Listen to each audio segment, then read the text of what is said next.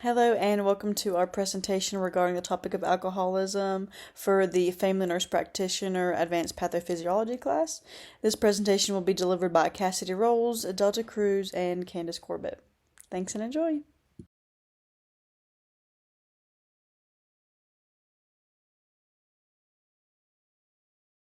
Alcoholism, also referred to as alcohol use disorder, is a chronic condition where a person is unable to control their drinking despite negative consequences. This presentation will discuss cause, incidence, mortality, and morbidity. It will also explore the pathophysiology and genetic components, as well as the importance of alcohol use disorder locally and nationally.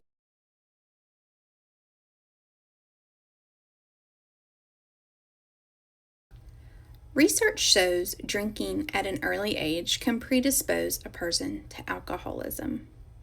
Alcohol can be used as a crutch or a way to forget or to numb the pain. Alcohol use disorder is seen in patients with past trauma and mental health disorders.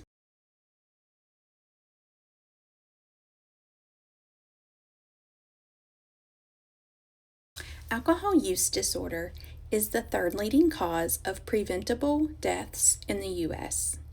The key word being preventable, which means it doesn't have to happen and it doesn't need to happen. Men are more likely than women to develop alcoholism. Incidence of alcoholism tends to peak in young adulthood between the ages of 18 and 29.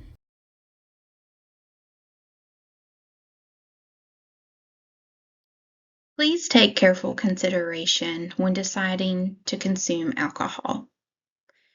Please educate yourself on the immediate and long-term risk of using alcohol. Know your limits, set your pace, be smart, drink responsibly, and please never drink and drive. Alcohol use disorder is not a simple matter of willpower or motivation. About half of AUD is risk heritable. In fact, genetic influence are polygenic. That means many genes have many small effects, like, for example, alcohol metabolism and reward pathways. So, all that in combination with environmental exposures, like the early onset drinking age, trauma exposure, social norms, etc., influence the course of alcohol use disorder. For individuals at high genetic risk, earlier onset of heavy drinking, more rapid development of dependence, and more severe medical and psychiatric comorbidities is common, which in turn leads to more of a lifetime morbidity.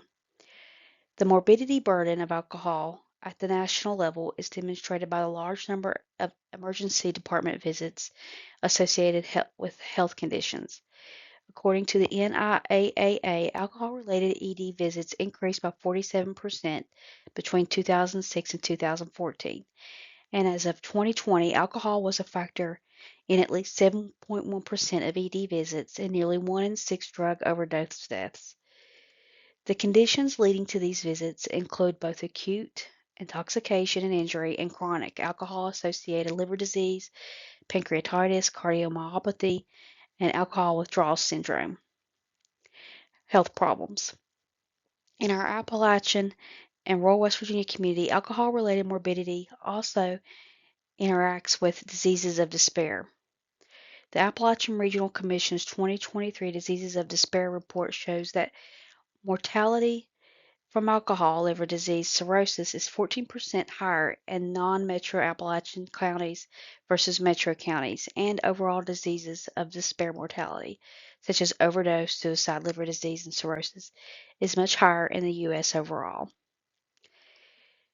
This is likely related to lower risk factors that amplify the effect of genetic vulnerability to AUD and other mental illnesses, like poverty, lack of specialty care, and co-occurring mental health conditions which create an excess in our community.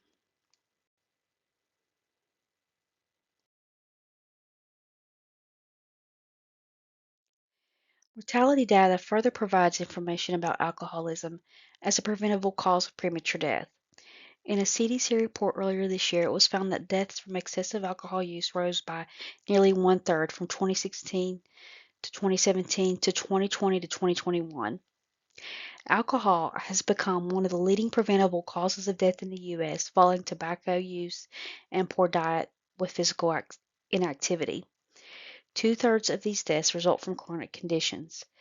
Alcohol-associated liver disease and cirrhosis, alcohol-related cardiomyopathy and stroke, and alcohol-related cancers contribute to roughly two-thirds of alcohol-attributable mortality, with acute causes, motor vehicle accidents, falls, violence, and poisoning being the remaining one-third. In fact, the NIAAA Surveillance Report 118 stated that in 2019, liver cirrhosis was the leading cause of death in the U.S., with 47,919 deaths, and more than 50% of cirrhosis deaths where alcohol was related, particularly in adults ages 25 to 44. This is even more pronounced locally. The Appalachian Regional Commission reported that in 2021, the overall diseases of despair mortality rate was 43% higher in Appalachia compared with the rest of the U.S. With alcoholic liver disease, cirrhosis mortality was 14% higher in non-metro counties. In other words, communities in rural Appalachia and West Virginia have an increased burden of alcohol-related mortality on top of other structural factors like poverty, limited access to specialty care, higher rates of mental illness, and other substance abuse that impact their health and lifespan. Genetic vulnerability matters as well for who ultimately succumb to death from alcoholism. Twin and family studies suggest that 50% of genetic inheritability of AUD risk, and large family studies such as COGA have started to identify multiple susceptible genes that can impact disease course. As described above, these individuals often developed AUD early. They drink more and they progress faster to end-stage liver disease or fatal injury. Tools such as the polygenic risk scores are being developed and refined to help us identify high-risk individuals earlier and target prevention and treatment to reduce alcohol-related mortality at the population level in the future.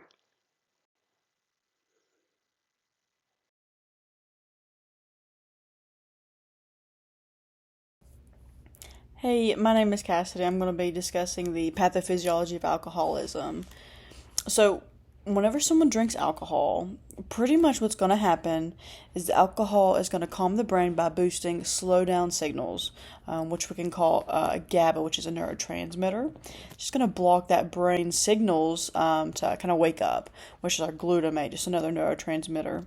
This in turn is going to increase dopamine, which makes alcohol feel rewarding. It's that good feeling that alcohol produces. However, once we kind of reach this area where we're chronically drinking or we're having long-term drinking, the brain's just not really quite happy. So it's going to try to balance things out. It's going to try to reduce the calming GABA receptors, which then kind of really fuzzes things out and creates a more excitatory glutamine receptors. So pretty much what this is going to cause here, it's going to cause a tolerance. So people are going to need to be drinking more alcohol to get that same effect that everyone likes whenever they drink. It's going to create dependence as well. The brain's going to get used to the alcohol being present, and when it doesn't have it, it's going to go into withdrawal. So when alcohol is gone, the brain becomes overactive. So that's what we kind of see whenever we have patients who might come in with withdrawing symptoms. So anything like tremors, anxiety, seizures, diaphoresis, any tactile disturbances or sensory, things like that can make a big difference. Headaches as well. So next we'll go to the liver. So how does alcohol damage the liver? The liver is where almost if not all, alcohol is broken down. And it's broken down into this toxic chemical called acetaldehyde. So what this causes is a couple of really important things that we need to remember as healthcare professionals. It causes inflammation, cell damage, and scarring. And so over time, that scarring is going to cause a lot of damage to our liver here. And we're going to see things happen kind of in stages here. So with our first stage, maybe just a fatty liver. So not too terribly, just getting too much fat built up in the liver cells. Sometimes there's not symptoms here. If you catch it on early enough with early prevention, it can be reversed with cessation of drinking. If we don't really quit drinking here, we're going to kind of progress to our second stage here, which we become alcoholic hepatitis. This is when things are not so good for us anymore. Our liver is going to become inflamed. Symptoms here, you're going to have jaundice of the sclera, the mouth, the hands, extremities as well. Maybe some fever, right upper quadrant pain. And this is where we notice some of our lab values start to kind of pop up a little bit. So our AST is going to be higher than our ALT, and we'll just see those enzymes kind of bunching up from out of the normal ranges where they should be. And then again, if a patient continues to drink, they're going to evolve into cirrhosis. And this is when the liver becomes permanently scarred, and it's just not working like it needs to be. This is where we kind of become irreversibly damaged. So some causes from this, we're going to get some ascites, varices, esophageal varices, confusion. Our liver is going to be producing a lot of ammonia, which is going to cause that confusion there. GI bleeding, and then again, this is just a stage that's just not reversible. This is whenever we're really starting to get a lot of issues happen in our body because of the chronic or long-term drinking. Next, we'll talk about the pancreas. Pancreas plays quite a big role in the role of alcoholism.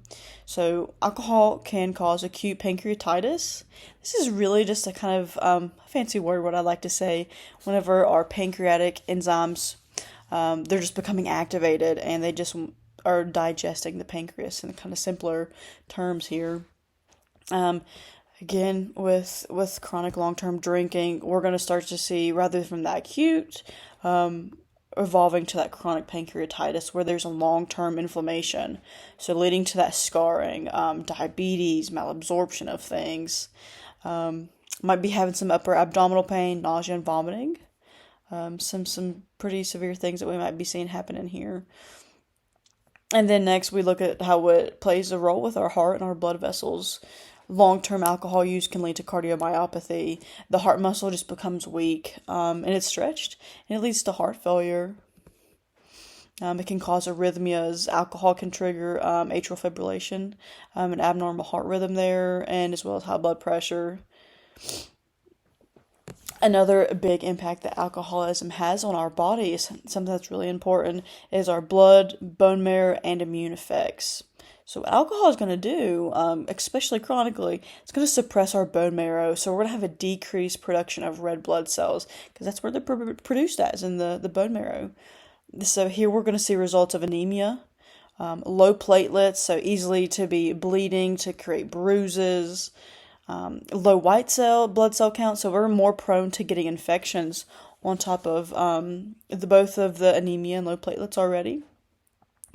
Just overall as a whole system, it's just going to be weakened, not like it should be processing. And then we can talk about the nerve and brain damage from the vitamin deficiency that comes with alcoholism. It creates a huge interfere with nutrient absorption, and very specifically thiamine B1, which can cause a couple pretty serious conditions. Wernicke's encephalopathy, which if not treated can further evaluate into Korsakoff's syndrome. And then as for hormonal and reproductive effects, it can make a big difference, especially on pregnancy. So for alcohol, it can cause low testosterone, irregular periods, and infertility, as well as peripheral neuropathy. And as for pregnancy, alcohol crosses the placenta and it can damage a developing baby. Specifically things like fetal alcohol spectrum disorders that can inhibit growth, create learning difficulties, and facial abnormalities. So kind of just real quick in summary, alcohol alcoholism does not just solely affect the liver. It creates widespread damage to a bunch of things. Our neurotransmitters, that GABA there, it creates neuroinflammation, toxic metabolites like the acetaldehyde that we talked about that gets broken down from the liver from the alcohol. Oxidative stress is released. We have immune dysregulation. Our immune system is not working like it should be. Vitamin deficiencies, like that thiamine that we talked about. It leads to systemic progressive injuries that affect the brain, the liver, the pancreas, the heart, the bone marrow, and the fetus as well.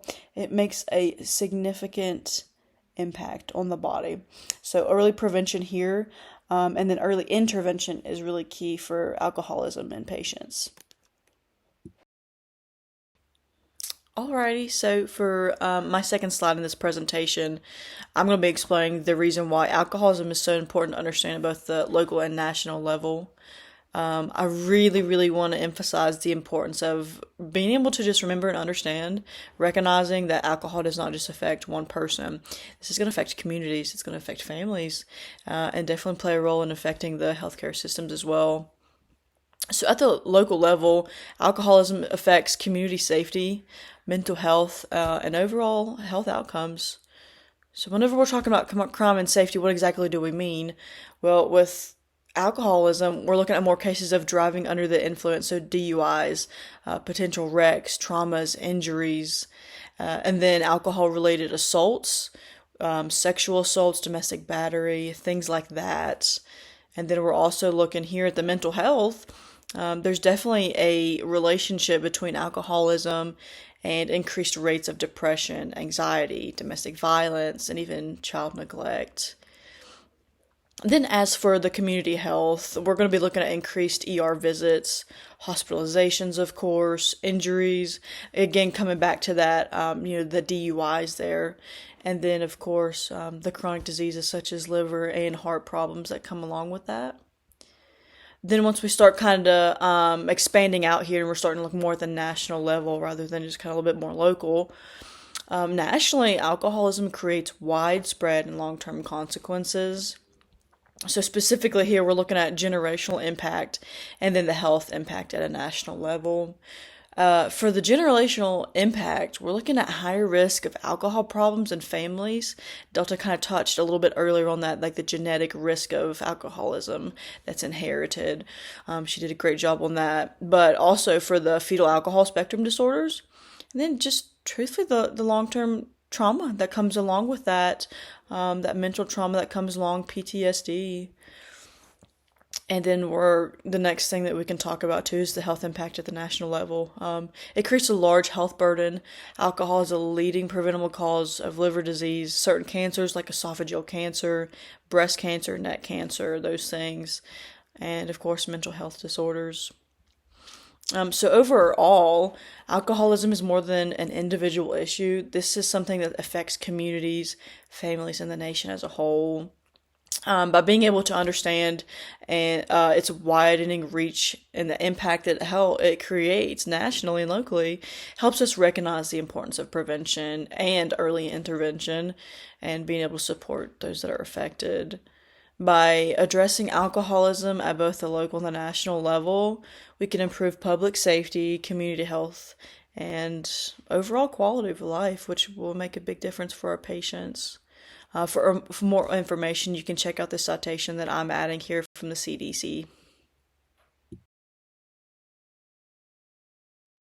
These sources show important alcoholism trends affecting nursing and the future of treatment with patients with AUD. According to the national data, we have an increasing alcohol-related mortality incidence.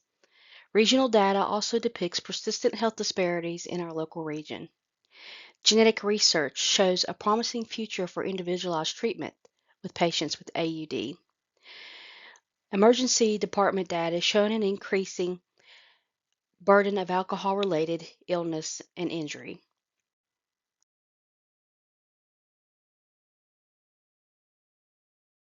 Alcoholism remains a serious public health issue with lasting effects on individuals and communities.